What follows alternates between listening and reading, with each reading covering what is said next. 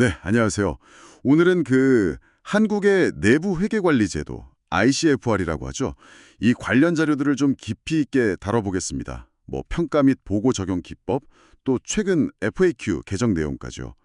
이게 좀 복잡하게 들릴 수도 있는데 사실 기업 운영의 투명성, 신뢰도랑 직결되거든요. 그래서 한번 자세히 들여다볼 필요가 있겠습니다. 자, 그럼 바로 시작해 볼까요? 우선 이 내부 회계관리 제도라는 거, 이게 도대체 왜 필요한 걸까요?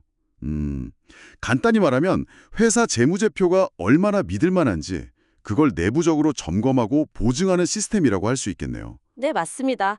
회계 기준에 따라서 재무제표가 제대로 작성되고 공시되었다. 이런 합리적인 확신을 주기 위한 거죠. 아, 합리적인 확신. 네. 근데 물론 어떤 시스템이든 완벽할 수는 없으니까요. 모든 오류나 부정을 100%다 막지는 못한다는 그런 내재적 한계는 또 인정을 해야 하고요. 그렇군요. 근데 여기서 진짜 주목할 만한 변화는 바로 외부 감사인의 역할이에요. 이게 확 바뀌었거든요. 아, 외부 감사인 역할이요? 어떻게 달라졌는데요? 예전에는 그냥 검토 수준이었어요. 그러니까 큰 문제 없다는 정도의 약간 소극적인 확신을 주는 정도였죠. 가볍게 보는 느낌. 그렇죠. 근데 이제 상장법인에 대해서는 감사 수준으로 인증 강도가 훨씬 높아졌습니다. 이건 단순히 규정 지켰나 안 지켰나를 넘어서서요. 그 운영 실태 보고 내용까지 다 면밀히 보고 감사 보고서에 종합 의견을 딱 내야 한다는 의미예요. 와, 그럼 기업 입장에서는 훨씬 부담이 커졌겠네요. 준비할 것도 많아지고요. 네, 훨씬 철저하게 준비하고 또 증명해야 하는 거죠. 그럼 만약에 그 감사 과정에서 뭔가 미비점이 발견되면 파급 효과도 크겠어요. 아, 정확합니다.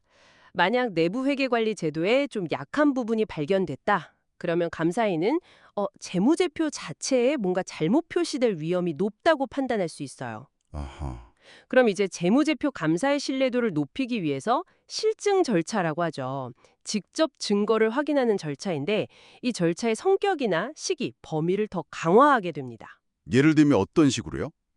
예를 들면 회사 내부 자료보다는 은행 조회서 같은 외부 증빙 자료에 더 의존한다거나 아니면 테스트해야 하는 거래 건수, 그러니까 표본 크기를 확 늘린다거나 이런 식이죠. 아, 그렇군요.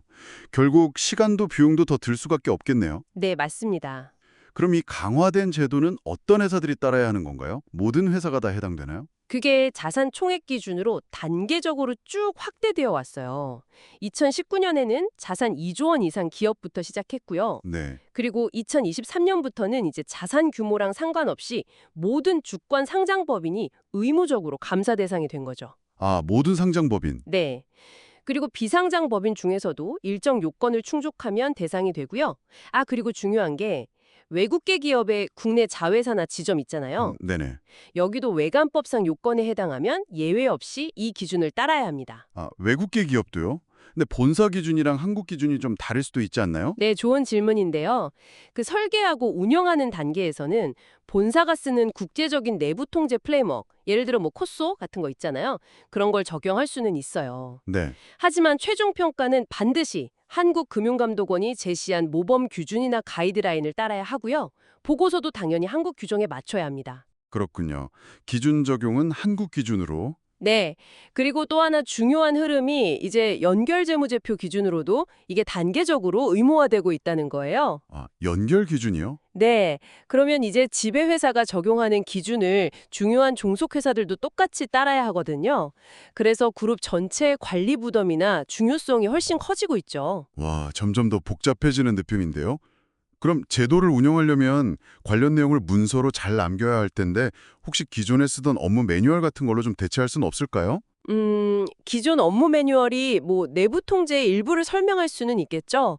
근데 그것만으로는 좀 부족한 경우가 대부분이에요. 왜 그런 거죠? 보통 그런 매뉴얼들은 업무 절차 중심으로 쓰여 있어서요.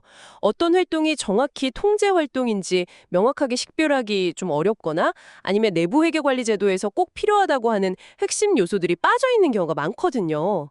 그래서 기존 문서는 뭐 보조 자료로는 쓸 수 있어도 이 제도 목적에 맞는 별도의 설계 문서화는 꼭 필요하다고 봅니다. 아, 별도로 만들어야 하는군요. 네, 특히 처음 제도를 만들거나 아니면 중요한 변경이 있을 때 그 통제 활동의 설계 효과성을 평가하는 기준점, 이걸 출발점이라고 하는데요.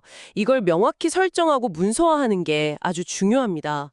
이게 있어야 나중에 변화 관리를 효율적으로 할 수 있는 기초가 되는 거죠. 출발점 설정, 중요하겠네요.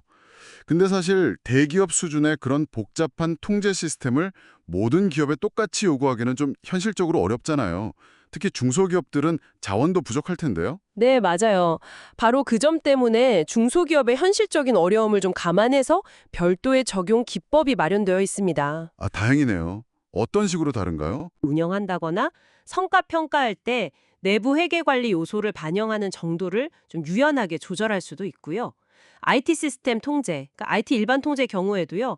중소기업은 시스템에서 나온 정보의 정확성을 확인하는 통제, 여기에 좀 더 집중하거나 아니면 외부 IT 서비스를 이용한다면 그 서비스 제공자한테서 확인서 같은 걸 받아서 평가 절차를 일부 대신하는 식으로 부담을 좀 덜 수 있게 해놨습니다. 아, 중소기업을 위한 맞춤형 방안이 있군요. 다행입니다. 자, 여러분, 오늘 이야기 나눈 내용 핵심만 다시 한번 짚어보겠습니다. 첫째, 내부회계 관리 제도는 재무보고의 신뢰도를 높이는 아주 중요한 장치고, 특히 상장사는 외부 감사인의 역할이 단순 검토가 아니라 실질적인 감사로 강화돼서 기업 책임이 커졌다, 이 점이고요. 네, 그렇죠. 둘째, 적용 대상이 자산 규모에 따라서 순차적으로 확대돼서 이제 모든 상장법인, 그리고 특정 비상장법인, 심지어 외국계 현지법인까지 포함된다는 거. 맞습니다. 셋째, 연결 기준 적용이 확대되면서 그룹 차원의 통제 관리가 점점 더 중요해지고 있다는 점도 기억해야 하고요. 넷째, 효과적인 운영을 위해서는 제도 목적에 맞는 문서화, 그리고 변화 관리를 위한 출발점 설정이 필수적이라는 거. 네, 출발점 관리 중요하죠. 마지막으로 중소기업에게는 현실적인 부담을 고려해서 좀 더 간소화된 적용 방안이 제공된다는 점까지 정리해 볼 수 있겠습니다. 네, 잘 정리해 주셨는데요.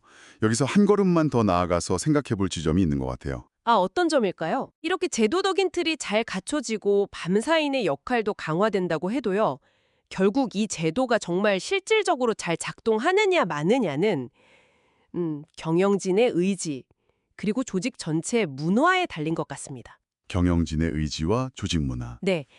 자료에서도 그 경영진의 부적절한 통제 무력화, 영어로는 매니지먼트 오버라이드이라고 하죠.